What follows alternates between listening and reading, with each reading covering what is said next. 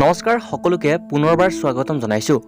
অসমৰ মুখ্যমন্ত্ৰী ডক্টৰ হিমন্ত বিশ্ব শৰ্মাই ঘোষণা কৰিলে অসমবাসীৰ বাবে এটা খুবেই ভাল খবৰ। ভিডিঅ'টো শেষৰলৈকে চালেহে সকলোবোৰ কথা ভালদৰে বুজি পাব। বন্ধুসকল, ভিডিঅ'টো আৰম্ভ কৰাৰ আগত মুখ্যমন্ত্ৰী হিমন্ত বিশ্ব শৰ্মাক ভাল পোৱাসকলে ভিডিঅ'টো লাইক এটা কৰি দিব।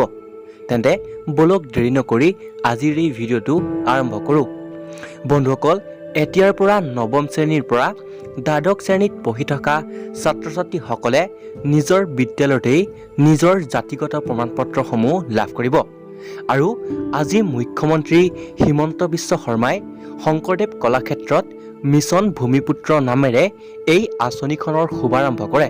বন্ধুসকল, অসমৰ ইতিহাসত প্ৰথমবাৰৰ বাবে হোৱা এই ভাল খবৰটি শুনি আপোনালোকৰ বাৰু কেনেকুৱা লাগিল তলৰ কমেণ্ট বক্সত কমেণ্ট কৰি জনাবলৈ নাপাহৰিব। আৰু ভিডিঅ'টো যিমান পাৰে শ্বেয়াৰ কৰিব। ধন্যবাদ।